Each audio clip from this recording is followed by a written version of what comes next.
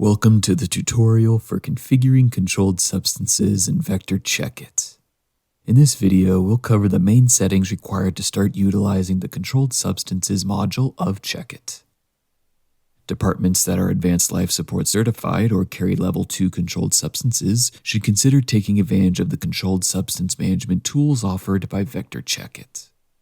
The Controlled Substances module is an add-on feature, so please reach out to us to have it included with your account. To begin, open the Users tab and select Permissions. Enable the Controlled Substances permissions for the relevant roles. Most departments only grant controlled substance permissions to a select few, so be sure to review who is assigned to specific roles within your account before enabling the controlled substance permissions. You can view your users and their assigned roles within the Manage Users screen. The Controlled Substances tab will appear in the left menu for user accounts which have Manage Controlled Substances permissions enabled. Next, add controlled substances to the department's inventory. This step must be completed before the items can be assigned to specific storage locations or included in counts. Navigate to the Inventory drop-down menu and select Drugs. Click the Create Drug button at the top of the screen.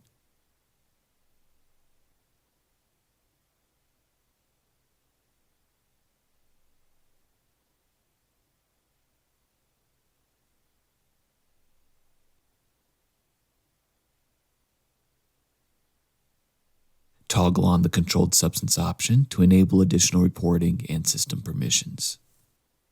All controlled substances are tracked by volume, but you can select the appropriate unit of measure that reflects the volume you receive. Click Create. The item now appears with a controlled substance indicator within the inventory. Add the remainder of your controlled substances to the drug section of your inventory. Next, we'll move to the Controlled Substances tab in the left menu to view the dashboard. Click Configure in the upper right corner to manage your global and movement settings for controlled substances in your department. We'll start in the Settings area. The global settings impact the entire department. There are two tracking strategy options to choose from. Enable Track by Lot to track controlled substances based on the manufacturer's lot number. If your department assigns controlled substances a unique identifier on every vial for tracking from receipt to use or disposal, enable the Track by Vial option. To encourage an honest and accurate count, turn on the Blind Count option. This will hide the expected volume every time someone is running a count on a controlled substance. If you would like volume and lot information to roll over from day to day, leave this setting off. Discrepancy notifications, if enabled, will send out email, push, and text notifications if the expected count of a controlled substance does not match the actual count.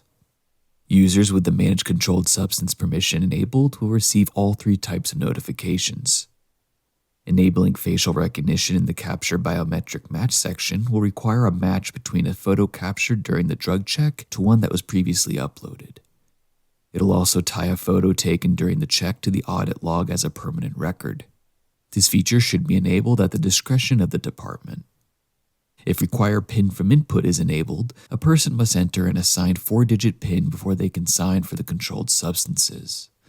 Enable the last option if you want your controlled substances admin to be notified if the maximum number of PIN attempts has been exceeded. We'll discuss setting up the PINs in just a moment. Use the hospital pickup option if your paramedics restock your drug boxes directly from the vendor.